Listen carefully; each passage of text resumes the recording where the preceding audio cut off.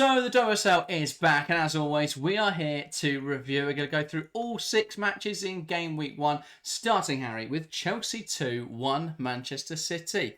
Good game of football, I thought. What did you think? It was a great opener. I think we all anticipated it was going to be a really, really good game. The title champions and the title challengers facing off in match week 1 as 2 sides that played each other 5 times last season. We were expecting it to be a good game, and I think it did deliver. Opening night, we wanted to see a bit of a bang, and we got that. 2 sides who, for me, played very decently. It wasn't like one side was completely inferior. I thought there were parts of the game where both sides played some really good football and could have, both got on. Well, they both did get on the score sheet, but City technically didn't get on the score sheet themselves.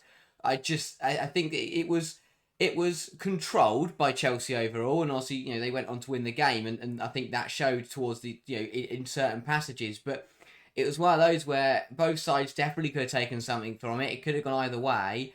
And, it's left Man City now already trailing, which they'll be disappointed by. But for Chelsea, couldn't ask for a more perfect start. You went invincible last season, start game week 1 with a win over your title rivals, make it 23 games unbeaten in the league under Bompastor. A pretty good weekend all round if you are a Chelsea fan. Yeah, definitely so. Let's start by talking about the Chelsea shape change then, because ahead of kickoff there was some confusion as to how the lineup would actually look then in terms of formation, whether it may be Vika Kaptein out on the right wing, but actually we saw Chelsea use a 3-4-3, though to call it a 3-4-3 feels disingenuous because the wingers were functionally attacking midfielders. So it's a bit more 3-4-2-1, but what did you think of the shape change? Do you think it worked? Do you think that we will see it used every week, or will it be reserved for those big games? I think it's important for Chelsea because what it shows is that Bompastor and the Blues have something else they can go to when they play up against the bigger sides. I love that this part of the season in match week 1 where we get the first lineups of the campaign and we're all sat there scratching our heads wondering what's going on. But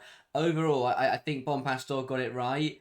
It's something that we were kind of expecting to see towards the end of last season because of the struggles that we saw Chelsea have after New Year. I say struggles, but they still remained invincible. But we did see some poorer performances, I think, in the back end of last campaign. So we expected some kind of tactical shift.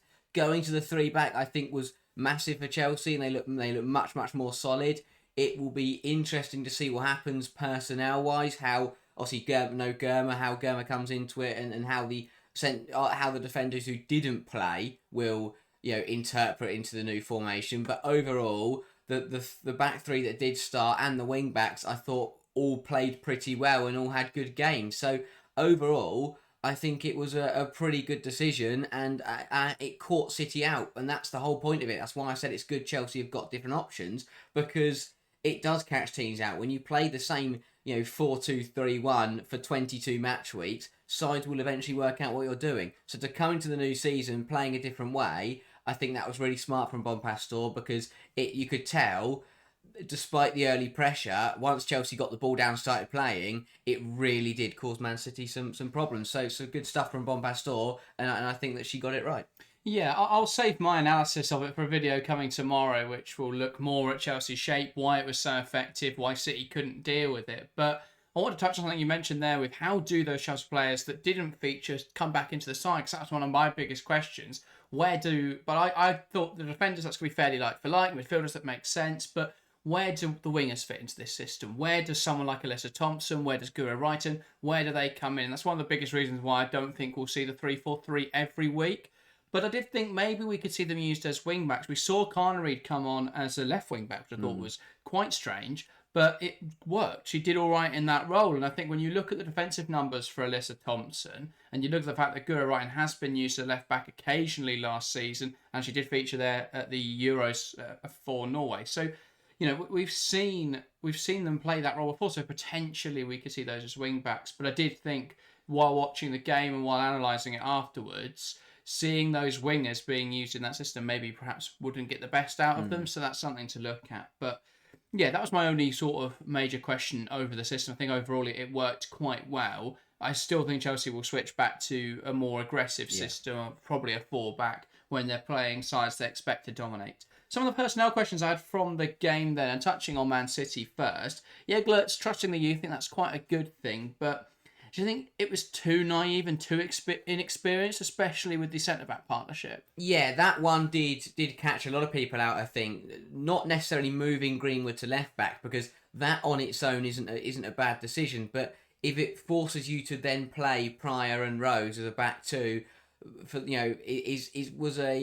I'm surprised that Jegler did that, because as much as he likes to bring through the youth and likes to give players opportunities, he's also a very sensible manager, and I think that he'd probably been one of the first people to tell you that was a very, very big risk, starting those two as a centre half pairing. Now I know obviously they haven't got Knack, so wanting to play Greenwood at left back meant that they, Pryor and Rose were the two only options. But to play those two together, with Rose into her first WSL start against Chelsea, is very, very, is kind of being thrown into the deep end and then some. For Pryor, yes, she did play a lot of first team minutes, but she's still a young player, and in terms of centre half partnership, neither one of those really took charge, and we saw that, and it cost them at times in the match, because you've got you've got Pryor, who yes has played a lot of minutes but is used to having a leader next to her, and then you had Rose, who had never played in this City backline before, had never played in the WSL before, so no one in that backline really took charge. Greenwood obviously is a good leader, great captain, but you can't control and organise a backline from left back. You can't have the left back, making sure everyone's in line and trying to keep it, making sure everyone knows what they're doing, because they're on the left side of the pitch. If you've got an instruction to get to the right back, that's not going to happen. So I think that it was a big risk to play those two as a centre half partnership.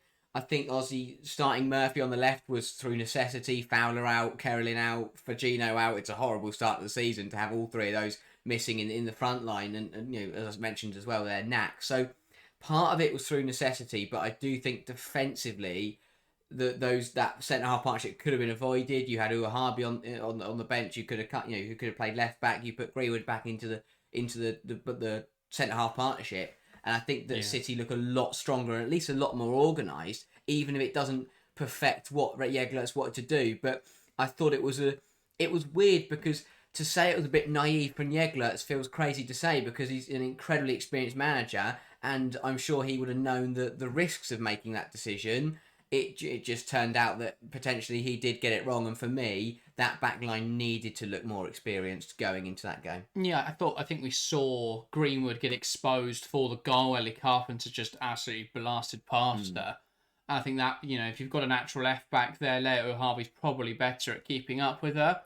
And then, you look at who's playing at centre back. I think Greenwood at left centre half would have done better to deal with that ball at the front post than Pryor did. I mean, you'd still have potentially the same issues. I think Rose could have dealt with Aggie Jones a lot better than she did. But yeah, I think overall it was a bit of a naive backline. That's why we saw the mistakes leading to that goal. And the other question I had, Aggie Jones, can she step up this season as Chelsea's main goal scorer? Sam Kerr's still coming back from injury. Maya Ramirez out now until the new year. Big opportunity for the number 33. 100%. I think that it's a weird one with Aggie Jones, because obviously her goal output last season was brilliant and was very, very good, but she didn't seem to start the majority of the games. But she just popped up in the big moments. But is this the year where I think we see that consistent starting minutes turn into consistent goals? And I think she's a great player, and last year she scored some big goals for Chelsea. But now for Beaver Jones, it's about consistent goals. Again, coming up big in this game, finding that goal is very, very good, and I'm intrigued to see how she'll go on from here. But as you say, I think that Beaver Jones has got a great opportunity, because Kerr will not come back from minute one and score loads of goals. That's we know that's not going to happen. She's been out for so long. It's going to take her more than 10 minutes to get back up to speed. And with Renaud Ramirez, there's a good half a year where Beaver Jones will probably start the majority of the games, and that presents her a great opportunity. I think she's a player that has always had the quality, and now just needs to needs to put that together on paper. Yes, last year I think her goal output was actually higher than a lot of people realised towards the end of the campaign, especially. But I think this season is where we see Beaver Jones challenging for that golden boot. Putting together a 15-20 goal season. That's the kind of ability she's got, and with the creative players behind her, I think she will get chances. She'll 100% get chances throughout this season. And if she's rewarded with starts, she's got to take full advantage of them, because it's one of those where when the striker competition is so strong in one side, if you keep scoring goals, the manager cannot find an excuse to drop you. Yeah, if Beaver Jones keeps scoring goal after goal, there's no way that she can justify bringing Kerr in, apart from rotation, which, that's fine if you're Beaver Jones. You're happy to be, miss every game now and again to just, rest and recuperate. But for those big games, for the majority of the matches, Beaver Jones has got an opportunity here to really stamp her authority down and mark herself as Chelsea's number 9. Yeah, there was a comment in the live chat on the stream we did on Friday before kickoff saying, I don't see where the goals come from for Chelsea this season. We still haven't signed any goal-scoring attackers. I found that really amusing because Beaver Jones scored 9 last season. I was only 3 short of the Golden Boot, and considering she only started 12 out of 22 fit matches, she did play every game for Chelsea last season. So just a slight correction there on your comment about her playing. I think the more important thing, though, is that last season we saw her come off the bench in 10 of the 22 matches, and a lot of the time she featured out wide rather than through the middle. But this season, if she's going to get 70 minutes plus per match playing in her favoured position, then I think that she'll get more opportunities to score. The only problem is there is going to be rotation there. That's natural at Chelsea, even with Myra Ramirez out, even with Sam Kerr coming back from injury. We saw Macaro come on, and she was able to contribute immensely. So it will be match dependent, but I think if Beaver Jones can keep getting goals in the way that she does, then it'll be very difficult to justify dropping her from the side. So we could definitely see her step up to be Chelsea's main goal scorer. Something they probably lacked last season was someone who was a consistent goal scorer. So many different players contributed, but there wasn't one player that stood out. Beaver Jones's 9 was the highest, but I think you'd want someone that would be challenging the likes of Khadija Shaw and Alessia Russo in that Golden Boot race. One of the tactical questions then, 17 shots for City, struggled really to create quality chances. Is that a cause for concern for Man City, or more praise to Chelsea's defence? It's teething issues for Man City. I think on the whole they played pretty well, and on another day, without some big saves from Hannah Hampton and Khadija Shaw, absolutely on firing all cylinders, they probably would have got a goal themselves. Chelsea did defend very well, that has to be said, and as we spoke about earlier, with that 3-back, Chelsea are going to look more solid. They're going to be harder to play through, and I think a lot of those 17 shots were wayward and quite very can't think of the word now, but they weren't realistic opportunities to score. Chelsea did well to limit City to pot shots. That's what I think, pot shots, and I think that it's something City are going to have to look at. I think overall in this first game, they knew it was Jeglec's first game away at Chelsea. They were probably a little bit more conservative than they usually will be. And I think that they were hoping to just feel their way into the game. They started really fast. I thought they came out and they were absolutely brilliant. And then Chelsea grew into the game and City didn't really see much of the ball after that. But I think it's one of those where they were happy to just be a little bit more conservative, hold back a bit, didn't commit too many numbers forward, and just make sure they didn't concede. The problem is once Chelsea scored, obviously that plan went out the window. But there were some signs of promise, and they did have some chances. But I agree, they've got to be better. I thought that Hemp didn't have a particularly brilliant game. As I said, Shaw got a couple of opportunities, but they were saved by Hampton or put wide. On another day, Khadija Shaw puts 2 or 3 of those away, and suddenly it's a completely different game. And I think once Shaw is back to full fitness and is absolutely ready, once she hits form, she's unstoppable. Khadija Shaw. Hannah Hampton did quite well in a couple of those one-on-ones, and Chelsea again did well to shorten those angles and make it difficult for Khadija Shaw. Greenwood did hit the bar from a free kick, so it's one of those where I agree. I think City were wasteful and they needed to create better opportunities, but in a game where they were more conservative, they still did get some opportunities. I think on another day, if they take them, then suddenly they're right in the game. So I think that's definitely something for Jegler to look at, is how they be more imposing going forwards, look more dangerous, because again, when they did come forwards, it was very much if we can get the ball to Shaw, she'll have a shot. If we don't get the ball to Shaw, then we'll do well to get a chance from this. So they need to find a way to be more dangerous, but also bring more people into the game. And that will come, once say Fowler or Fagino are back and you've got 3 or 4 top quality players in that front line that can all score and all create. But I do think they looked a little bit quiet. The front 4 overall were a little bit quiet, and probably could have done with creating some better chances. Yeah, I think they struggled to get the ball forwards. Was the thing. I think a lot of their front four struggled to actually get any touches on the ball because the ball progression just wasn't working. Chelsea's out of possession work was really good. I thought the pressing structure was strong. I think that Chelsea, the shape allowed them to be really aggressive at how they were pressing Man City. Oftentimes, especially the centre backs would jump up onto a player, which they wouldn't normally do, but because they've got an extra layer of cover, they know they'll be all right. And the midfielders similarly, you see Cuthbert run and chase a ball and normally go, well, that's going to leave a gap. But because a centre back can step up into that space and deal with that player, it's not too much of a concern. So I think Chelsea. Yeah, I think Bompastor will be really pleased with how Chelsea execute the game plan. I think it's given them a more solid base to be a bit more of an aggressive attacking side. So, yeah, I think we're finally seeing the full shift and full transition now from Emma Hayes' football to Bompastor. Last season, there was a nice bridge in the system between the two, but I think this season we'll see it move much more towards solely Bompastor's ideology and way of playing the game. So I think we'll see that this season. One comment from Bompastor at the end of the game I wanted to touch on as well was talking about the tactical timeout. Not happy with Manchester City in the first half when the Yamashita went down. She said, for me, that's not fair. It's not in the rules. I mentioned that last season as well, with the goalkeepers going down just for the coach to have a tactical stoppage to talk to the players. I'm not saying I'll never use that because I know it can be part of a strategy, but tonight it was too much. It was a long break. It was obvious for everyone. They had the board out and everything.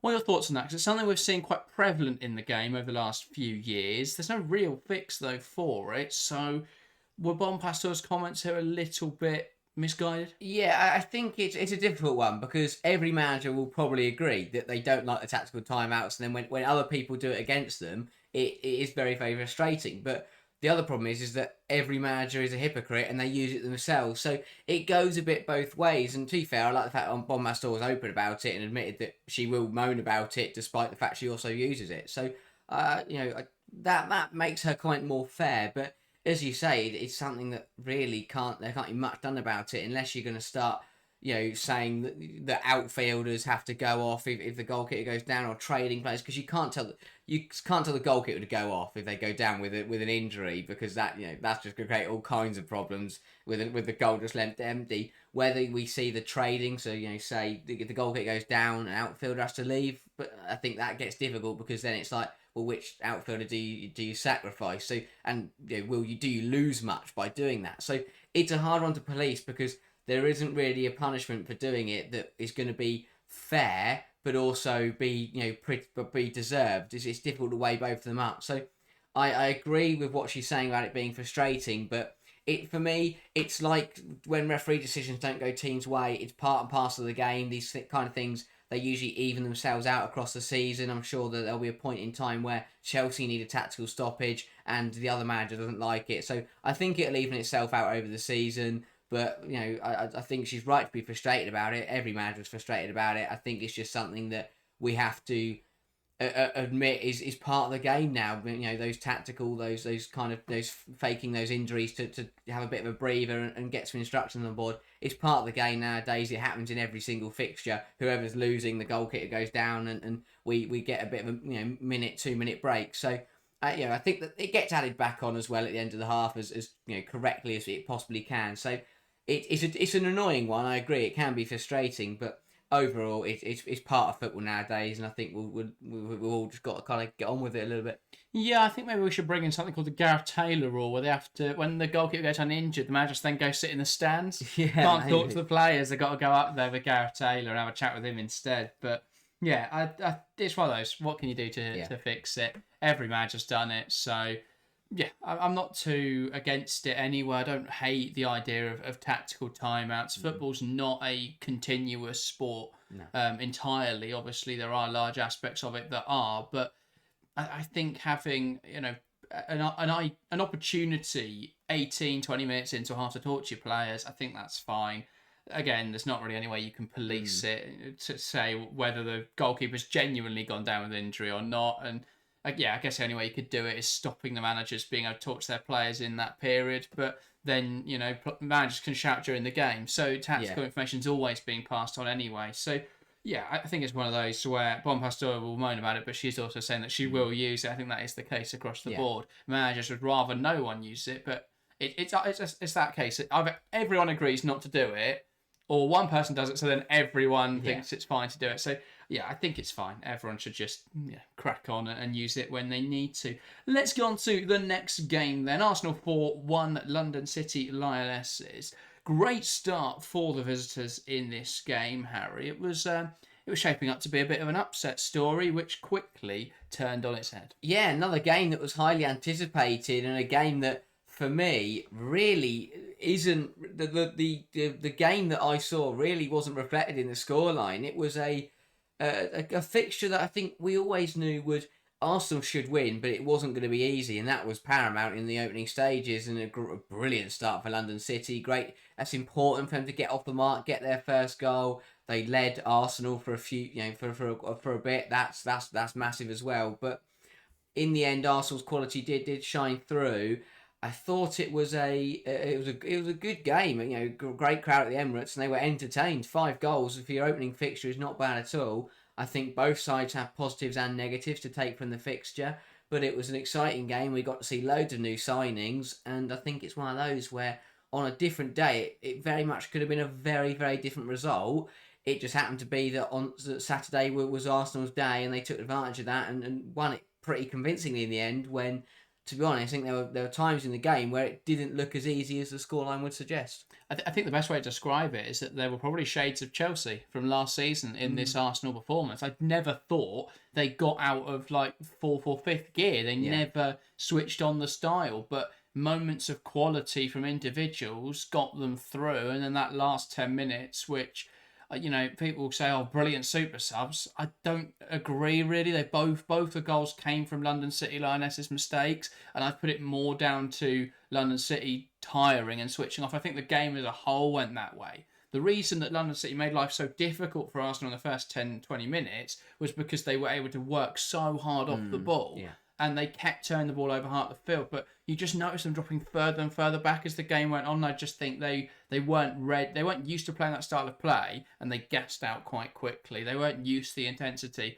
of a team like Arsenal. So, yeah, I think the media reaction to the game, or a lot of the coverage of the game, has been really weird. A lot of people saying London City were unimpressive, and because they spent all this money, it feels you can't credit their performance at all. Whereas actually, I think because we've on this show, we've constantly said not expecting much from London City Lionesses this season. Don't think they're going to play particularly well. Looks like a squad full of luxury players. When I saw them working incredibly hard off the ball, and there was a clear focus on out of possession shape rather than trying to play really nice football, I thought it was a really effective and efficient performance from London City. I think that they switched off and then they fell apart at the end, and that's made this scoreline look a lot wider than the game should be. And I think it's not really reflective of how tight the game was in phases.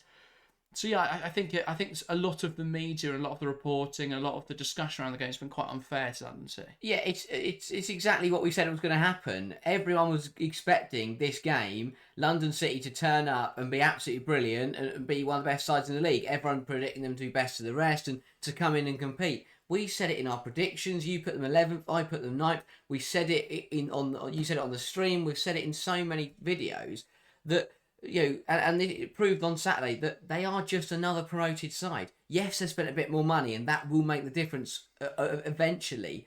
But this game, it proved exactly that there were so many similarities to any other newly promoted side. Some exciting players. They started really fast. They looked really positive. But the same reasons they lost are the same reasons why Palace lost so many games last season, and why teams before that have lost their games. Individual errors, because the quality, and the experience of the team wasn't there, and just running out of steam. The second goal never happens if it isn't for an individual error. The last, they ran at the second half. They were completely outplayed because they just ran out of steam and they were too tired. And again, it's exactly what cost Palace last season. Individual errors and the fact that they could only maintain a certain level for 60, 70 minutes. And I think, as you say, people have been caught out by it in the media and stuff because they expected London City to come in, waltz their way to 5th and compete with the best teams in the league. That was never going to happen, and this game proved exactly that. For 20 minutes, they put up a really good fight, and then the errors. I mean, the second goal, my oh my, what is happening there?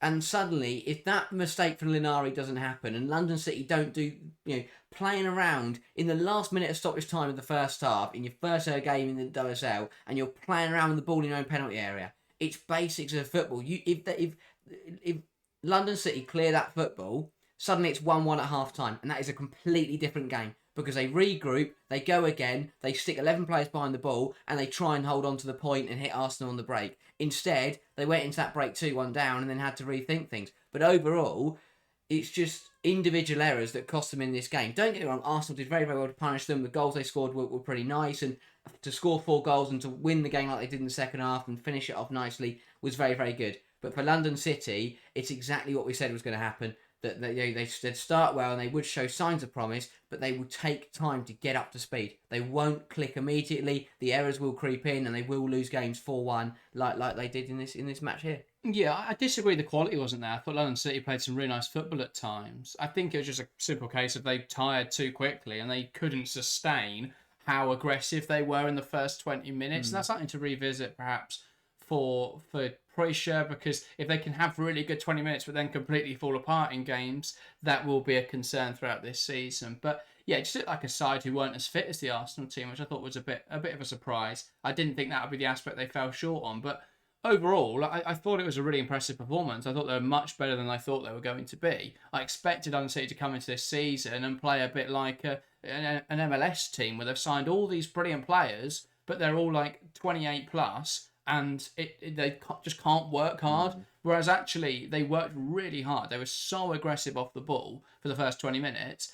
And then there was a slight tweak from Slager, which I really liked, changing the midfield composition just slightly, and it dragged London City out a little bit more and opened up a bit more space, because what they were doing before Arsenal was they had a midfield 2, but because of the way that London City were able to press them with their midfield 3 by having, because they had a midfield 3 of Aslani and their 2 strikers, which was obviously then splitting Arsenal strikers, so you couldn't really play the passes into defensive midfielders anyway, or into centre-backs, so they were pressing them very effectively. I thought Arsenal's centre-backs didn't really know how to deal with that. Catley and Reid kept getting caught in possession early on. I think same for Kim Little. Little really struggled in this game. I think with the intensity, especially in the first 20 minutes, I think she really struggled. A lot of times she was pressed quite aggressively by the London City midfield and she'd make a mistake. But overall, the Arsenal backline really struggled to play out. They slightly tweaked the midfield so there's a little bit more fluidity in there. And it just meant that London City's midfielders were working harder to get up and down and having to track runners. And that really tired them out quite quickly. The other very good thing they did, and this is why Olivia Smith got her goal, was switching the 2 flanks. I don't know why they started with Kelly on the left and Smith on the right. And I don't know why they switched back to it afterwards. By putting Smith on the left-hand side and letting her drift inside, it gives space on the left for Katie McCabe to attack, which is what she loves to do. She loves to get forward and utilise that wide space. And also it gave them a numerical advantage in midfield. And this is why Smith was able to pick up the ball. And it's a brilliant turn. It's a brilliant drive. A lot of people obviously mentioning the goal, and of course it's a good strike, but I actually think the movement and the intelligence behind the goal was so much more impressive for me than the technique behind the finish. But yeah, dream debut for Smith, scoring at the Emirates, big goal for Arsenal. Bench impact then, Arsenal having better depth potentially now. Could that be an impact throughout this season, or do you think that the impact of those subs has been overhyped because London City just fell apart in the last 10 minutes? I still think Arsenal did well to have that impact and across the game to just, to react to the challenges that faced. But yeah, I thought the subs, they did do well. See, Mead coming on and picking up 2 assists was, is good in any stretch, and Blacksenius and Marnham and coming on, or Blacksenius coming on making a difference as well. I thought that as you say, London City did tire, but it still takes those subs to come on and run at tired legs and make that difference. And those players did do well who came on and made the difference in the game. For me to come on and do as well as she did is no matter who you're up against, it's still a good feat. And I think that it did show it's positive signs for Arsenal. And then that's the thing, as much as they did need the subs to come on, that's not necessarily a bad thing. As you said, there were signs of Chelsea in the performance, and I think that across the 90 minutes, Arsenal weren't at their best. But that is if anything, that is, I view it a little bit as a good thing, because the amount of times we saw that they weren't in a good position, they weren't playing very well, they brought the subs on, didn't make a difference, and they didn't get the result. But instead what happened here was, even when they weren't at their best, they got a result, subs came on and had an impact. The amount of times we look at some of the games we saw last season that they dropped points in that were really silly, even when the subs came on and were meant to come on and reinvigorate the side and turn around a tough situation, we saw no impact. Whereas in this game, came on, Mead came on and got involved in 2 goals, and overall they did really well to just kill the game off very, very quickly. 2 goals in a minute. Thank you very much. Game was done. It went from 2-1 to 4-1, and suddenly that goes from being a really tight game to but you're now in complete control of the fixture. So that was impressive, I think, for Arsenal, because it shows that they have potentially stepped that up a little bit. Because despite the fact that personnel is pretty similar, for the impact to be much greater than it was last campaign is impressive. I don't think, obviously, some people will look at it as relying on subs to get through the game, but I think that that's part of football sometimes. Chelsea won the league invincible last season, but look how many times they were in a really competitive game. They brought subs on, and that completely made the difference. So if Arsenal can now unlock that part of their game as well, suddenly we'll see those tricky results turn into really good wins. Exactly like this. This game last season, with Arsenal playing the way they did for 60, 70 minutes, would have ended either 2-1 or they'd have dropped points. Instead, the subs came on, they had an impact, and they made the game a 4-1 win, which A, looks much better, but B, it meant that after those 2 goals would go in, there was absolutely no chance that the London City Lionesses were going to turn it around. So I think that as much as they did need the subs to come on and kill the game off, that for me isn't necessarily a bad thing in terms of getting results over the line and maintaining a good standard for the whole 90 minutes rather than just for the first half.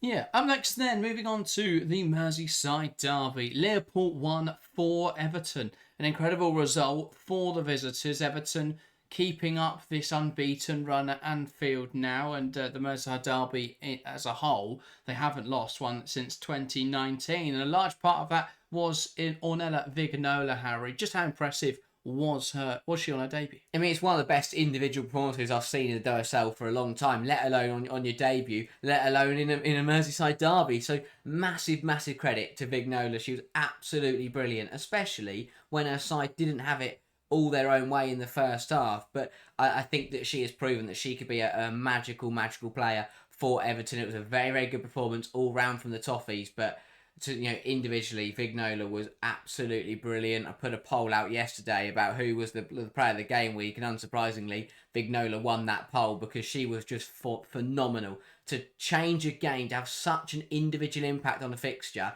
in any fixture, is an incredible thing to do. But to do it in a Merseyside derby, away at your rival's ground, for Vignola to come into the game and completely turn it on its head and be the difference maker is very, very impressive. On her debut, looks so comfortable at this level, and that is massive for Everton. And again, it's credit to Everton's recruitment overall. But Vignola, massive credit to her, because I thought she was brilliant. And just, it's not only that she was really good, but she's an exciting player to watch. You put her in that bracket, like you mentioned Olivia Smith for Arsenal and other players further up the league. Just an exciting player to watch. Every time she touched the ball, she made things happen. And I think also it was the versatility and the variety. Every single one of her goals was a little bit different. The first is a solo run, the second one's a header, and the third one is a cutting inside and scoring. But it would, to have that variety in her game in her first ever game in the WSL, for me, was mightily impressive. And if she keeps this up, she is definitely one to watch going into this season. Yeah, definitely. So it's the first hat-trick in a Merseyside derby, by the way, by a player, male or female, since 1931. First Everton hat-trick, I should say, in a Merseyside derby. So really impressive. Last player did that, Dixie Dean, in 1931. But it was a very different game then. But yeah, really, really impressive performance. I do think that people are getting a little out of hand with expectations for this season. I think she played very well in this game, but that level isn't sustainable. She scored 3 goals and 0.2 XG. Very decent, very impressive debut. But yeah, that's not a sustainable level of performance. And I think this could be similar to Kiko Seke last year, where she scored a hat-trick on the first game of the season for Brighton, and she got 3 more goals the entire campaign. So yeah, I think Vignola will have a very good season for Everton, though. I think she could be a key player for them, but I don't think she's going to get a hat-trick every week. But yeah, still, very impressive performance. Liverpool defence, though, very poor. it felt that they lacked structure, they lacked organisation. I think for Taylor, that the problem will be he wants to play possession-based football. He wants to play out from the back, and I don't know if he's got the centre-backs to do that. Yeah, it was one of those where a lot of people, and to be fair, myself included, while we were watching the game, were comparing the fact that the Liverpool defence was still a shambles, and it was exactly what it looked like under Matt Beard. And I now I reflect on it, I agree with myself that it did. Well done. I know that it was a shambles, but now I reflect on it, it was a shambles for very different reasons to what it was under Matt Beard. Under Matt Beard, they tried to play really defensive football, tried to park the bus and sit deep, but just got completely opened up and torn apart. Whereas with this one, that yes, they were torn apart, but it was because they were trying to be aggressive and, as you say, trying to play possession football with centre halves that just couldn't do it. And again, it comes down to individual errors and the same players from last season making the same errors because the quality still isn't good enough.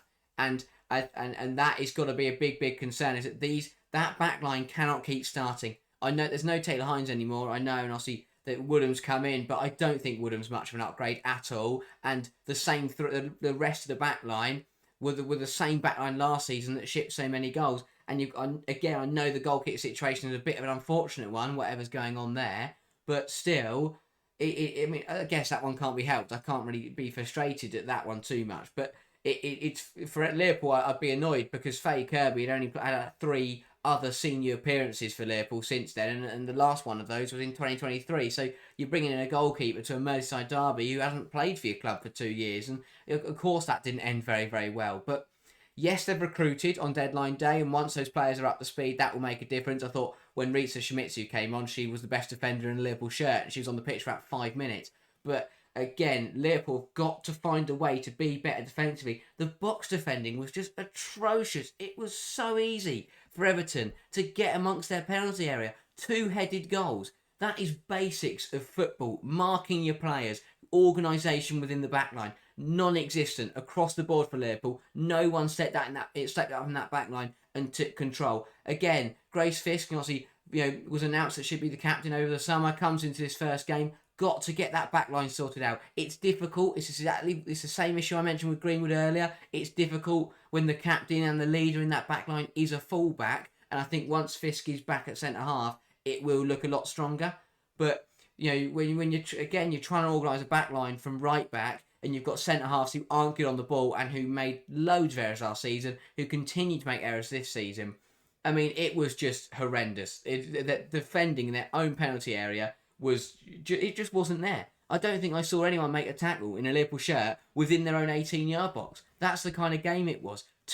Both the goals were completely free. The 2-headed goals were both completely free headers. For the first one, Vignola picked up in her own half. I know it was a counter from a corner, so it's a bit harsh because everyone was obviously in a weird positions because they were all rushing back in. But still, she runs half the pitch from her own half, cuts inside and just shoots, and no one does anything about it. Liverpool across the board defensively in this game were not good enough. It's as simple as that. And they have to raise the standard defensively, even if that means they lose a little bit in the final third. Because it's better to draw every game 0-0 than score a goal but end up conceding 3 or 4 come the end of it. Yeah, I have a slightly different take on the game. I think it could have been a very different match I think Liverpool were very unlucky actually. I think it would have been a very different match if they had forwards that could take their chances and a goalkeeper.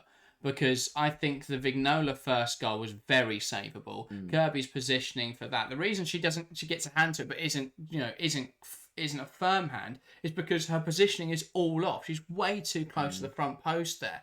And actually, the positioning of the defender in that situation is trying to force her to go across goal. Obviously, then that deals with the near post. But the goalkeeper's at the near post. She can't get across in time. It's a weak hand. The header, there was not much power on that header from Katja Snois. It was a good redirection, great movement. The defence in the box should have done better to deal with her and shouldn't have given her that time and space. But that's another one that Kirby could have got to. The fourth one, a huge deflection. That obviously has an impact. But I look at the chances they gave up in this game, Liverpool, and they weren't great ones. Everton didn't have a single big chance in this match, and they scored 4 goals, 0.91 xG, and only 5 shots on target.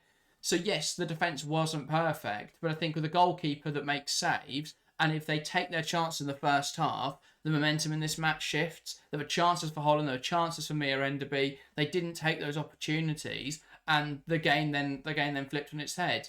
The biggest criticism I can give Gareth Taylor was a lack of action at half time, and actually when we saw Brian Sorensen make 3 changes and give Everton a new lease of life, I think it was that showed a lot about the different management styles. Taylor's known for holding subs until later. He wants to give his game plan a chance to work, but actually I think you've got to realise the players on the pitch weren't getting the job done and make change at the break. There's a reason they're behind.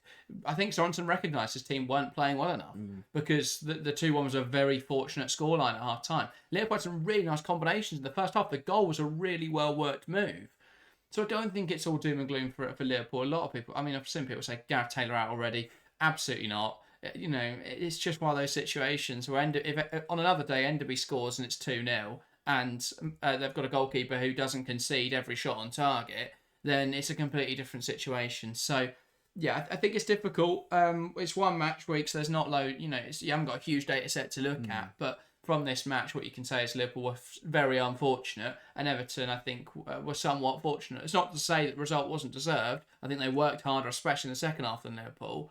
But yeah, there were moments. Everton were very fortunate in front of goal, and Liverpool very wasteful in front of goal. Yeah, it was one of those games where Everton won the first half when they were second best, and then when Everton were the better side in the second half, they also took advantage of that, and that was the problem. If Liverpool were the better side first half, if they'd come out with an advantage, then it would have been an even game because one half would have gone to Liverpool, one half would have gone to Everton.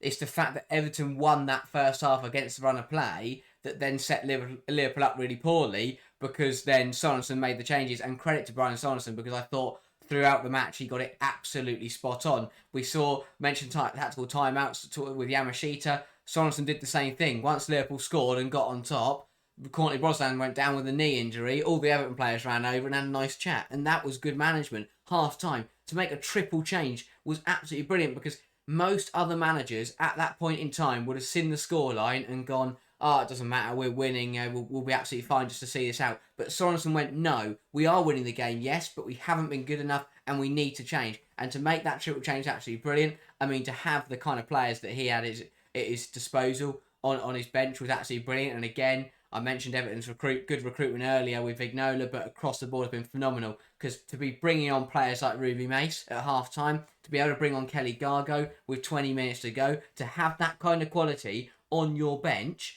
is extremely, extremely positive for Everton. So yeah, I agree. I think first half Liverpool probably should have come out that winning.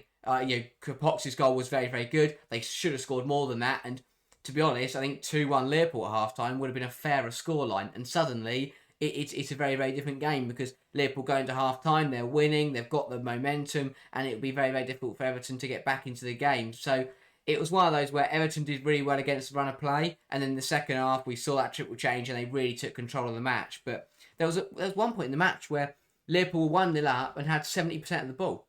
And then we fast forward to the 70th minute, and if you'd told me that kind of stat, I'd have thought you were crazy based on how the game had gone. So I agree. As much as I do think Liverpool were terrible defensively, it wasn't all terrible. And I think that if they can just shore up a little bit, I mentioned the fact that their deadline day transfers, once Bernabei comes in, once Shimchak comes in, once Olsen's up to speed, I think they'll look at, and Shimizu as well, they'll look a lot better. So I don't think they need to panic. Don't get rid of Gareth Taylor. He's a very, very good manager. It will take time to work. He didn't come into Man City and in game week 1 it immediately clicked. But eventually he got it right and they were goal difference away from winning the WSL. So give Gareth Taylor time because once he gets those new signings and gets that structure together, Liverpool will look a much better side. But credit to Brian Sorensen because he got this Merseyside derby spot on and Liverpool is blue once again. Yeah, next match then. Manchester United 4-0 Leicester City. This is a tough watch unless you're a Manchester United fan, in which case it was glorious. But United dominated the game, and it just looked like a senior side against a youth team. Leicester couldn't compete in this match at all. 65% possession for Manchester United. I thought it was quite an oddity that they seemed to miss really good opportunities and then score half chances. There was loads of opportunities where you go, well, that's a great chance, but either Janina Leipzig saved it or United fired wide. And then there were the goals that went in. The first one for Toon trickles past Leipzig. She really should save that. Turland's header, again, it didn't have the most power. Leicester gets a hand to it, should probably do better. It was a really odd game for a multitude of reasons. But what were your thoughts on it? As you say, it was a really odd one. Man United scored 4 goals despite the fact they had 6 big chances and missed 5 of them. I mean, what do you do? If they scored every big chance they had, they'd have won 9-0. And that, that was a realistic outcome. As you say, it was a weird one in front of goal for United. It's something that needs to be looked at because against better opposition, you won't get away with missing 5 big chances. So that is something that United need to look at. But I think we've seen this with Skinner before, is that even when they have gone on to win games, he still is very honest and realises when they weren't at their best. But to win 4-0 when you're missing so many chances is still pretty impressive. For Leicester, there is a little bit of pressure now, and I think there's work to be done now for Passmore and for the side. But again, it was difficult for him because it was a very harsh game to come into. But the reason I'm a bit worried is because this fixture was about performance and not result. No one expected Passmore to come in, turn this Leicester side around and beat Man United, but they were completely torn apart. And as I said, if United had scored those big chances, it would have been an absolute embarrassment of a scoreline, and that was the problem. How as a side do you give up 6 big chances? What are you doing defensively that allows the opposition to have such clear-cut opportunities? That is something that needs to be reviewed, because as an interim manager, your rule number 1 is you look defensively solid and you try and turn over as many points as you can. So that needs to be looked at because they were so leaky, so all over the place, and without a bit of wastefulness from United, this would have been a very, very difficult scoreline to swallow. So work to do for Leicester. We said it. We were worried about them going into the season. We said it was going to be tough for them.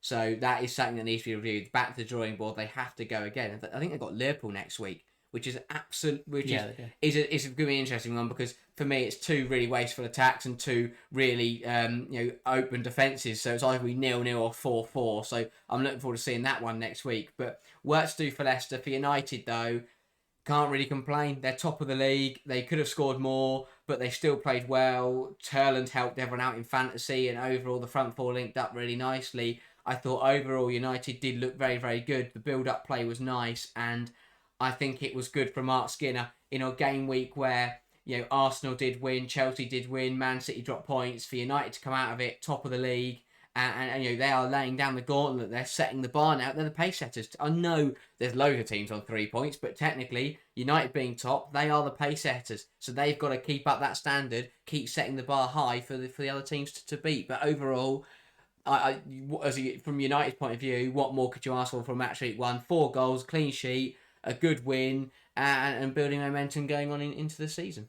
Yeah, and let's discuss some of the individuals from United. Dominic Janssen, thought she was excellent at centre-back. It's something I'd said all of last season. I said all over the summer. United fans criticised me for saying that Janssen over Turner's a huge upgrade, but it was proven in this game. United looked so much more comfortable playing out from the back, and yeah, they dominated possession for that reason. The other reason was they had Ziggy Otiolma in midfield, who just looked completely comfortable already. Yeah. A huge upgrade on what they had in midfield last season. And again, it's quite simple. You give Mark Skinner investment and he will do incredibly well. And I think, people often say that Skinner uses the lack of investment as a cop-out, but it feels justified when you see the players that come in and that he wants, they fit into the system and they fit well. And so, yeah, they played really well in this game, United. It was a really impressive performance. I think Malvin Mallard, another one, looked excellent off the left-hand side.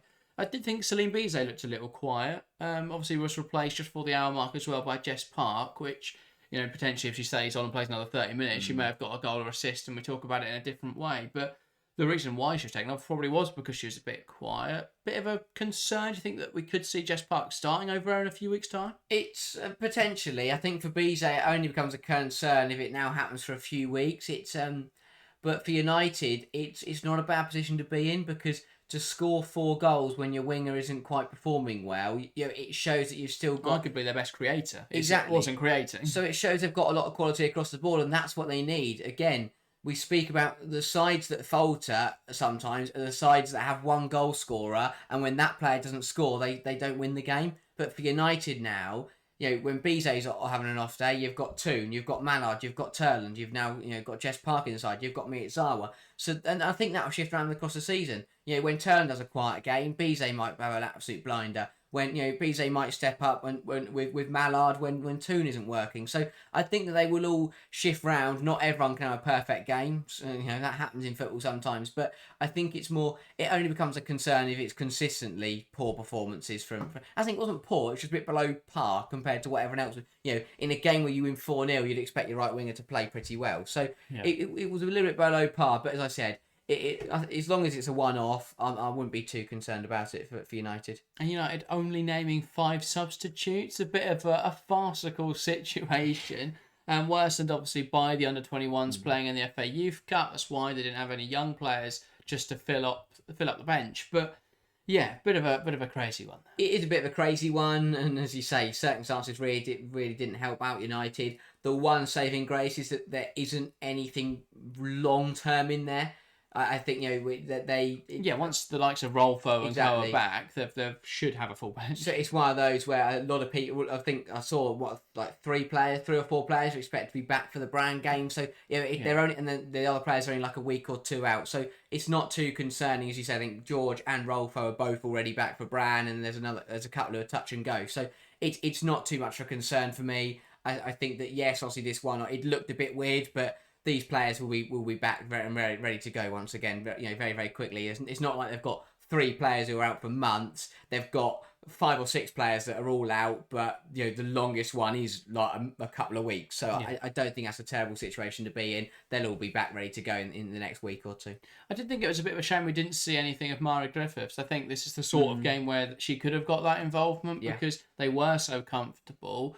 Could have given her an opportunity, but alas, other than that, very enjoyable Sunday for Manchester United. Moving on then, Tottenham 1-0 West Ham. One of the more difficult watches this game week. This felt very, very Tottenham. It was a game where they rode their luck at times. I think they definitely looked better defensively. I'm interested to hear your thoughts on that. But yeah, typical Tottenham performance. Didn't offer much in the final third and rode their luck at times, but come away with the win. I mean, in any top-flight game where there's 2 shots on target for the whole 90 minutes between both sides, that's not good enough. Simply that is not good enough. It's a Tottenham clean sheet. I mean, wow, let's all celebrate because I didn't think we'd ever see one of those. I don't think we'd see one of those ever again after last season. So credit to Martin Ho because clean sheet is not 2 words that we've said in the same sentence of Tottenham for about a year and a half. So well done, Martin Ho, because that is a good job. I think that Yes, it was better. Let's be honest. It was Tottenham clean sheet, by the way, 19th of January. That is absurd. That is crazy. In every game. But so credit to Martin Ho for getting that back. I thought that yes, they did do better. Amanda Nilden picked up player of the match. I thought Claire Hunt, her best game in a Tottenham shirt.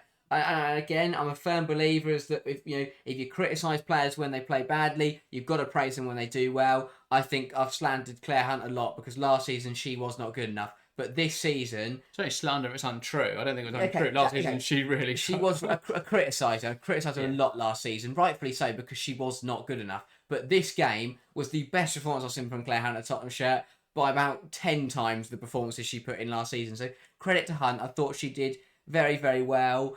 Across the board, they did well as a unit. And I think that is the main thing.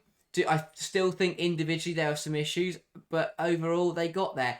What I think the best way I can summarise it is look what happens when you take Ash Neville out of a back line. You keep a clean sheet and you win a football game. Again, maybe Ash Neville can turn it around just like Claire Hunt has, but I thought Koga was brilliant. Claire Hunt came in and did very, very well. Nilden picked up player of the match. Did have a 33% tackle success rate, which I thought was a bit interesting for player of the match, especially when Hunt and Koga both had higher success rates. Koga's was 100%, Hunt's was 75%. So maybe those two got robbed a little bit. I thought Kopp did well, although she did only have 1 save to make, which is interesting. But do you know what? Credit to Tottenham because they did look better. I do give them a lot of stick, and I still think they've got a lot of work to do.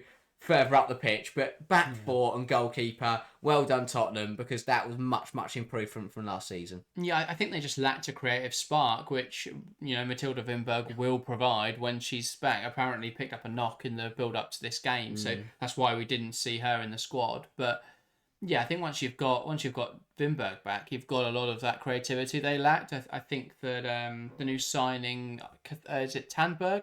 Yes. I want to say Tandberg. Yeah, I think she looked a lot better than anything else they had in the final third. So they did offer a little bit more towards the end of the game. But yeah, I think they lack that creative spark. Obviously, there's a few teething issues with the new setup. There was a few giveaways in their own third, which I think other teams would have capitalised on. I think West Ham's, who were so clinical at getting games last season, were incredibly wasteful in this game. They kept turning the ball over half the pitch and just like firing over the crossbar or overworking it. On another day, West Ham would have scored a few goals here, but they didn't, and that's the important thing.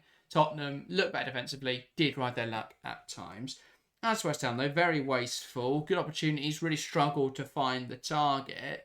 I mean, obviously a huge praise to their pressing structure, but yeah, definitely some issues to work on. Yeah, definitely. It was, to be honest, I thought that West Ham had gone back 2 seasons. It was a wasteful West Ham side that looked really poor coming forwards, that then didn't do anything defensively until they made a massive error and gave away a penalty.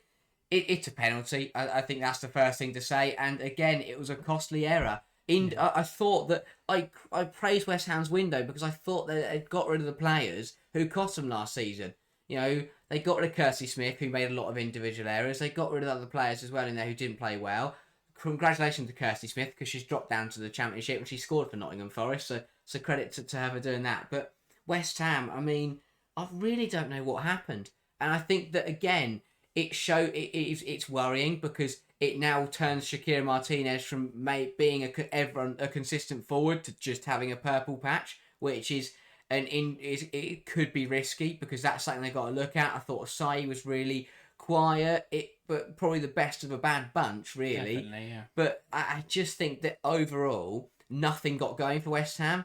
And if in some ways, they were fortunate that they came up against Tottenham, because I think a better side would have beat this West Ham team comfortably. It's Find out on Friday when they play Arsenal. That is true. I just think it was two sides who both had front threes who just didn't get in the game. And to be honest, if it wasn't for a Beth England penalty, no one in the Tottenham front three would have done anything. And for me, the front four for West Ham didn't do anything either. So and the difference as well between the teams is that while West Ham were wasteful, they still put Tottenham under a little bit of pressure. That's why I praise Tottenham defensively. For West Ham, Tottenham did nothing really until the penalty. And then, Tottenham had one shot on target, it was in the 86th minute. How can they keep getting away with it?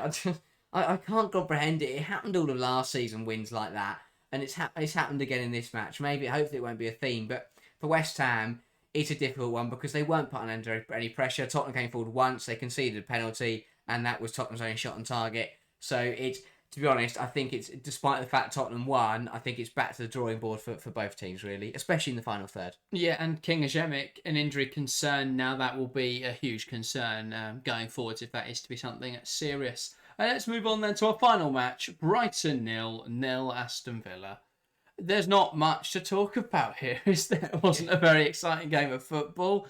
It felt like two very defensively solid teams who were a bit tentative, felt each other out all game, but no one really found... I don't think we learnt much here. No, we didn't. I think that we all got caught a bit... we all got caught out a bit. Including myself. I think we all expect a very exciting game because I thought this might become a goal fest because they're two good attacks. Brighton last season were defensively poor, but also very good go forward. So I thought this might become a bit of a goal fest. Didn't manifest that. Yeah, I think you spot it on there. It was very conservative from both sides. Neither side wanted to give much away, and I think that shows how they view each other. They both know that they're going to be gunning for best of the rest. They both know they're going to be in close competition. So I think both managers... you've got what happened was you've got two squads who are very similar in quality with two managers who are, for me, very, very good tactically and are both very similar in their, in terms, not their ideas, but in terms of their in quality as well. Manager quality, I think that's a good, I can put it that way. I think it was just two very similar sides who didn't want to give either side an inch at all because if Villa had gone for it, they would have given Brighton something to work with. If Brighton had gone for it, they'd given Villa something to work with. So I think it was that risk versus reward. And to be honest, both sides will be happy with the draw. Brighton probably could have taken the win, and we know their home form's very good. For Villa to go away to Brighton, it was a very, very difficult thing to do. To come away with a point and a clean sheet, I think is very promising, especially when you've got to change your goalkeeper at half time. But overall, it was a very close game where neither side really wanted to give anything away, and that's why it ended in a 0-0 draw. Yeah, it's sort of the perfect match for a really good defensive team against a really good attacking side. So Brighton were coming forwards, but they couldn't find a way through Villa. I thought where the difference could come was that Brighton last season were quite bad at defending transitions, and Villa were very good at executing transitions, but Brighton looked much better defending those transitions this game. So that was definitely encouraging. I also thought Anadozie had a huge impact, a much needed upgrade in goal, and she made 4 very important saves. I think Brighton lacked a forward, but they also lacked a bit of creativity. They didn't create great chances, and the good chances they did create, they didn't take. But 3 big chances, didn't finish any of them off. Had 18 shots, only put 4 on target. So I think on another day, if they test D'Angelo a bit more, if they test Emre back in the second half, who didn't face a shot, I think this would have been a very different game. But yeah, it's an interesting one. I think that both sides will go back to be fine. I think they'll go back to drawing board a little bit, but they'll come out swinging next week and push on. Villa have a big test there. They've got Chelsea. I think that'll be a very tough game, but at home you never know what they could pull off. So yeah, it'll be interesting to see. I don't think we learnt much this week from either side. It wasn't a very interesting game, and there aren't many talking points from it. So yeah, I think it was a. As you say, both sides will now be looking ahead. I don't even think the managers will look at it and go that they took much from it. What luck for D'Angelo. I thought it was one of her best 45 minutes in the last couple of years, and then she gets injured at half time, has to come off. And I think that that's a massive shame because she's now got competition in Roebuck. D'Angelo did brilliantly, but if she's out now, that's a big miss, and that's a shame for her because I thought she actually looked really comfortable. But to be honest, I think a 0-0 draw isn't a bad result for either side. Just both got to work on the final third a little bit, which I think will come because, as you say, both sides last season at points did show that they can be very clinical and are very good at scoring from very low XG. So I think the goals will come for both sides. It's better to be that way round. Unlike Liverpool, who looked decent when they came forwards, but really shaky at the back, I think you'd rather look solid at the back but have work to do in the final third because, as these two sides have just proven, you can draw every game 0-0 and you'll probably stay up. So, it's one of those, obviously that's not what either side's going to do, but in that principle, I think in Match Week 1, it's better to look defensively solid and be a little bit stumbled in attack than to be really good going forwards but really bad at the back. So I don't think it was a bad game week for either side, and as you say, that both sides will be looking forwards into Match Week 2. If you drew every match, you finished 9th last season. So there you go. So you can do it. The chances of drawing every match are incredibly low. True. With the quality of the league. Let's get on then to Aerial Fantasy, the WSL Fantasy game. If you haven't already, make sure to join our league. You will be a week behind, but you can definitely still catch Harry because he had a terrible start. So if you haven't joined that, code TWFC to get involved. Harry, let's start with just looking at the points to start with. And we'll put both of the teams on screen so people can look at them in a whole, and then we'll talk about our problems for game week, what went well, what didn't. But how many points did you get? I scored 42 in the end. It was a surprise given how bad it started and continued. It did start terribly. I'll be honest, the last time I looked at it, I was below average and was having a shocker, but I've turned it back on and I've got 42 points. So happy days, above average for the week. That's pretty strong as well. But yeah, I'm overall it wasn't terrible. I thought some things went horribly wrong, some things went really well. So I'm pretty content with my total. Yeah, I got 52 points, so 10 points higher. Much happier game week. I have to say I was bailed out by my captain massively, but it was a fantastic choice. Captain Elizabeth Turland, 18 points. You didn't even have her in your team. I didn't, and I captained Vivian Asai, who went much worse. Was part of one of the worst games in front of the goal I think I've ever seen. So that didn't get me anything. A lot of 1s and 2s across the board. That didn't help. Robinson obviously came off at half time. That completely, and played right back for the first half. So that doesn't help. Double shot me in the foot. Caitlin Ford didn't start. Agumang again played in a game that was really quiet in front of goal. Olivia Holt was another player that was part of the world's worst attacking performances ever. So I got bailed. To be honest, my only point scorers above 4 were United and Liverpool players. Yeah. So that completely bailed me out. Kapok 6, Herbinger 5. The goal and the assist, the only 2 players that did anything for Liverpool. And then Riviere 9 and Letitia 7 in the United backline. Without those, I'd have scored about 12. So thank you to Man United and Liverpool for saving my game week. My double Arsenal defence with Van Donselaar and Fox didn't work out because they conceded within 15 minutes. So a real shocker not a shocker of a week because I'm above average, but not a great start. Yeah, my problem came from tinkering, as it always does on fantasy games. Anyone who watched our aerial fantasy team selection will be going, oh, Jack, you had Enadozi, that was a great pick. Lynn Vilms, what a great pick. I took them both out and replaced them with Woubermoy, who didn't play, and Van Donselaar, who got 2 points. So that was a terrible decision. I ended up getting Toko Koga subbed in, though, which is 7 points for Naomi Girma. My problem this week is no one played. I had Wimberg, Girma and Woubermoy all in my team, and none of them played.